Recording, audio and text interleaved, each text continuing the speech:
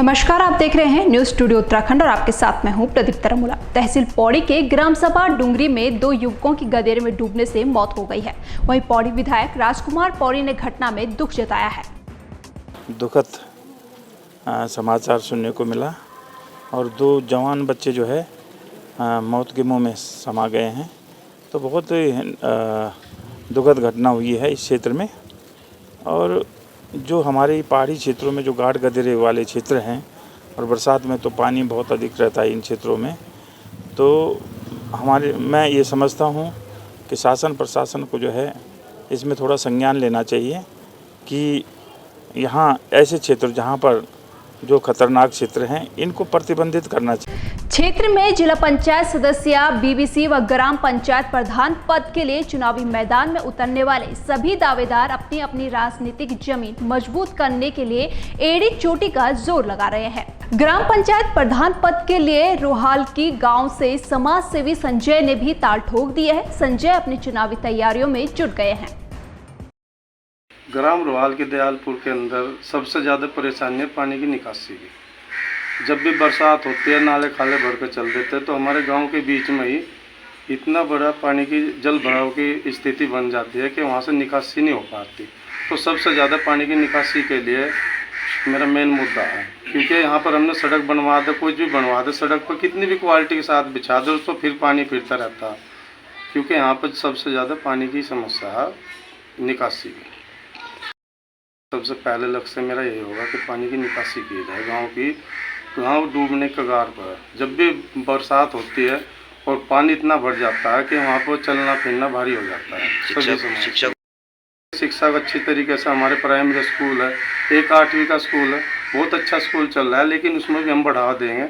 जहाँ तक भी होगा कि अपने टीचर जो भी होंगे उन्हें कहा जाएगा कि भाई अच्छे तरीके से बच्चों को पढ़ाओ, आगे बढ़ेंगे। खबर हरिद्वार से है, जहां पर मुर्गी फार्म और मशरूम प्लांट की दुर्गंध और मक्खियों के प्रकोप से ग्रामीण परेशान है, जिसके चलते ग्रामीणों ने प्रदर्शन कर गांव के पास से पोल्ट्री फार्म और मशरूम प्लांट को बंद करने की मांग की है।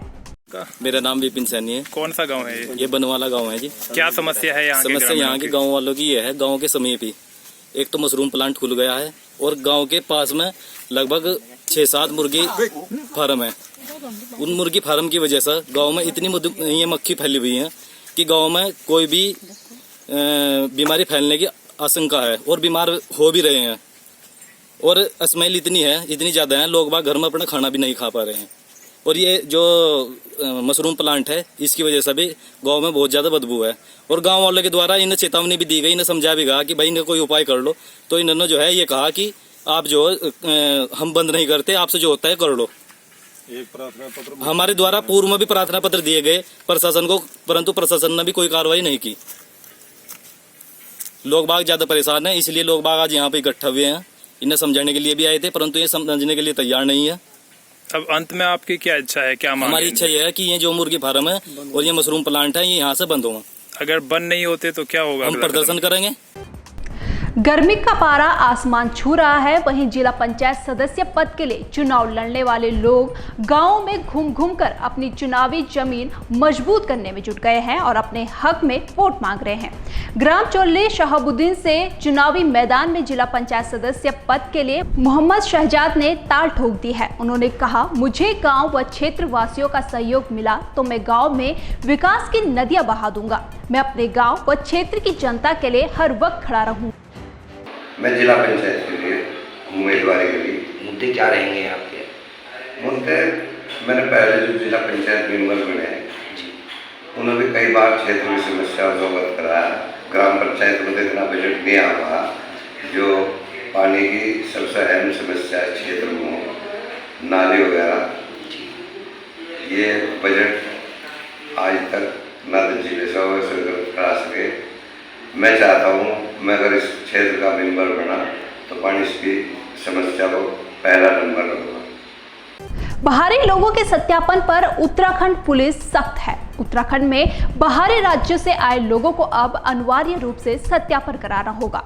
अभी जो बाहरी व्यक्ति यहाँ किराएदार के तौर पे या कोई जॉब करने आ रहा है या कोई घरेलू नौकर है, तो जो भी किसी कारण से यहाँ के निवास करता है, रहता है, तो ये उसकी वैयक्तिक जिम्मेदारी, खुद की स्वयं की जिम्मेदारी होगी कि वो जहाँ भी रहता है वहाँ नज़दीकी थाने से अपना जो है वो सत्यापन कराकर खुद अपना ले आएगा और यहाँ एक शपथ पत्र भी देगा।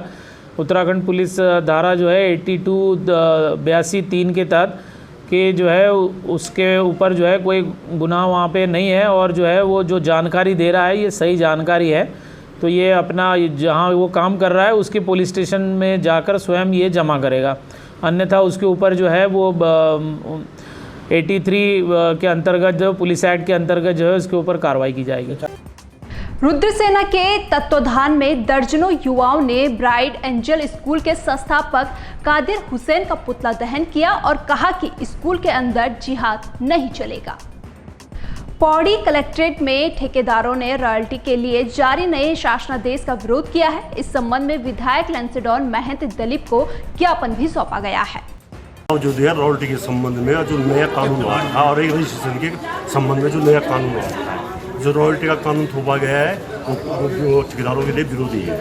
उसमें ठेकेदारी छोटे छोटे जो कार्य होते थे उसमें नहीं हो पाएंगे। ठीक है, दूसरी बात जो एक संसाधन रोजगार का था वो सरकार ने खत्म कर दिया ठेकेदारी से। हम 7 तारीख को इनको 7 तारीख ने हमारा नेतृत्व किया था, 7 जुलाई को हम सतपाल महाराज धन सिंह को मिलने भी गए थे और उन्होंने कहा तो कठोर कानून है, हम इसके विरोध कर रहे हैं। इसके परसों बैठक भी हुई थी, हमारे पक्ष में लोगों ने रखा है सचिव ने कि भाई ये सही नहीं है।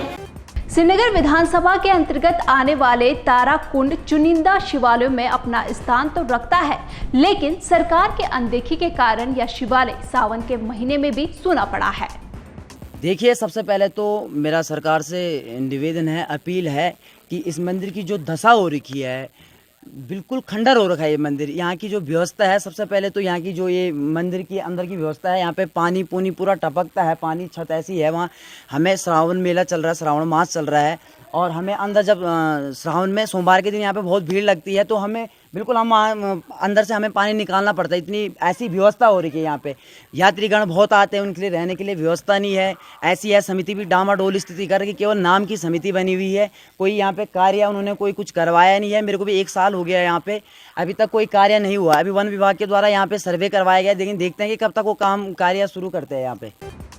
हल्द्वानी शहर को जल्द ही सीवरेज की समस्या से निजात मिलने वाली है।